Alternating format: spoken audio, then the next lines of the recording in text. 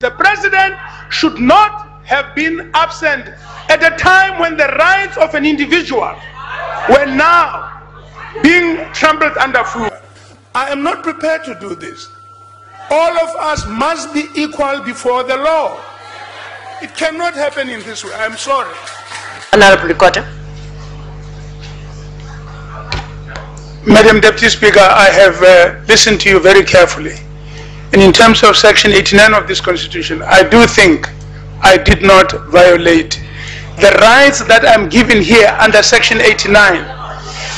The rights given here under Section 89 is that we are entitled, and in fact we are obliged under the Constitution, to scrutinize the performance of the President and his failures. We must bring them to the attention of the nation. I continue to hold firmly the points that you made and others which I made as to why the President, I contend, broke his oath of office remain valid in our view. And I'm unable, therefore, to withdraw what I said before this House. Honorable Speaker. I am unable. My conscience does not allow me to withdraw. Then if you are unable, you know what to do, Honorable Speaker. And I now ask you to please withdraw them. Lekota remained unrepentant to leave the House. Opposition parties followed him out in solidarity. Later, Lekota slammed his dismissal as undemocratic. This is not what I went to Robben Island for 2 times. This is not what I was detained for 2 times. This is not what I abandoned my family and friends and everybody. This is not the kind of freedom I thought I was giving my life. Before we continue with yesterday's developments in the House. On Friday last week, the President's office defied an order by the Supreme Court of Appeals to hand over the abbreviated transcripts of the tapes that permitted criminal charges to be dropped or withdrawn against himself. As his office and his lawyers act daily, Deputy Speaker, I confirm indeed that I said what I said. As you know now, in fact, in that statement I said we are tabling a substantive motion in this House on that issue. I'm not withdrawing it because this is in fact, there are facts to back up what we are talking about. And that too is a matter before the courts of the nation.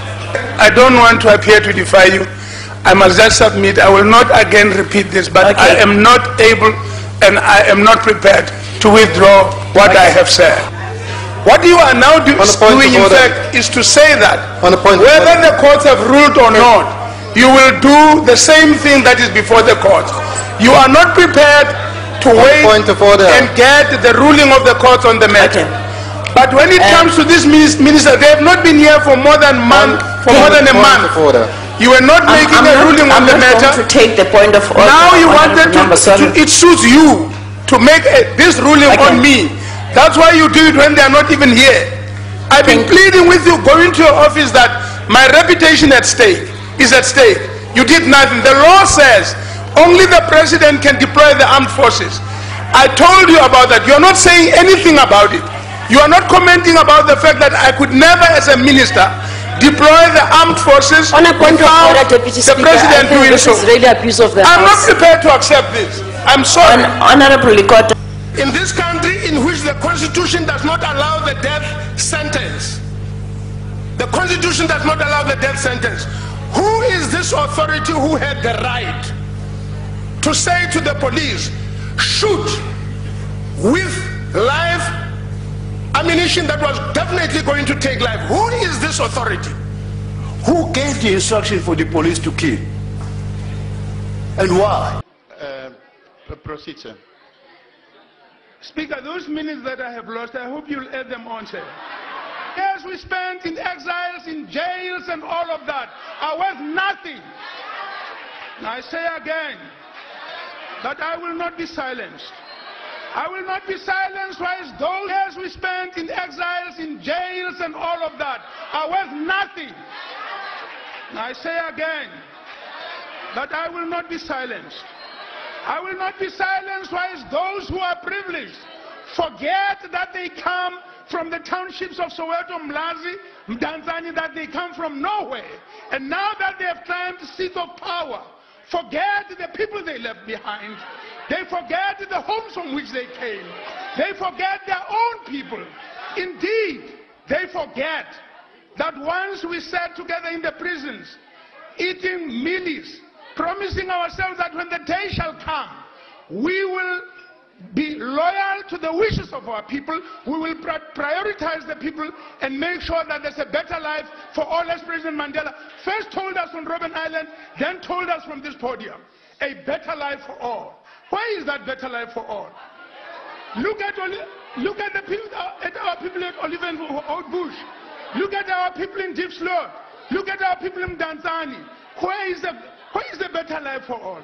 Can't we be ashamed of what we have done? What has become of us? In any event, more significantly, government, now we are being told that we are going to have to tax some more, but we are not being told. When are we going to, what is government doing to recover the 45 billion rand? They don't tell us about that. They tell us about how much tax we must pay. But why have you not, what are you going to do to recover? What are you going to do? What are you doing to recover the 45 billion rand that disappeared? What are you doing now? What are you doing today to recover our 200 million that went into Nkandla? What are you doing now to ensure that each and every one of these people that are being arrested with corruption pay for that? Instead, they get elected to the leadership of the ruling party.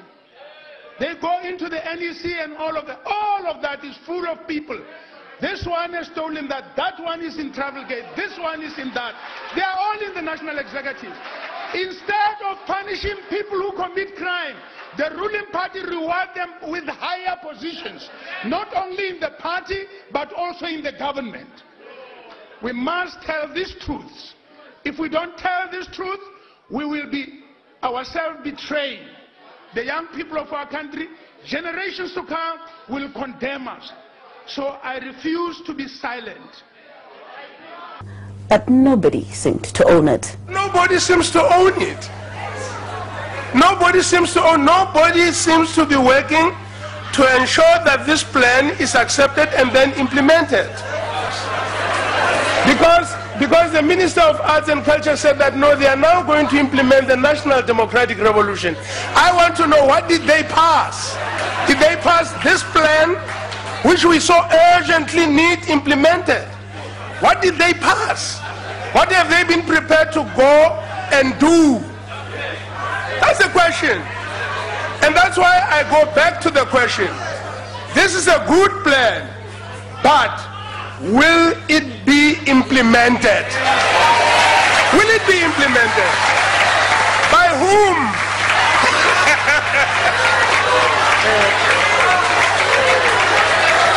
You see, this is what happened. This is what happened. I want to implement it, but you are the main player. The ruling party is the main player on the platform of our nation. Now you are adopting all kinds of other programs except this one. So I want to know who's going to implement. Who's going to implement? It's a serious matter. The serious question is not all this long, beautiful speeches, flowery English language. It's the hard fact to do, to implement. But he cited weaknesses in public institutions and a lack of leadership. That's why when we send money to Limpopo, budget, we pass it here. But the children have no school books today. Because there's nobody to take the books to the children. Let me tell you something interesting. In this country, there's plenty capability to implement things. And if you stop for a moment, think about it.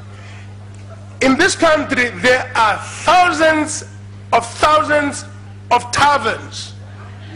Every one of them every week is supplied with the necessary alcohol, beers and all of that. They never run out of stock. But when it comes to delivering books to school children, once a year,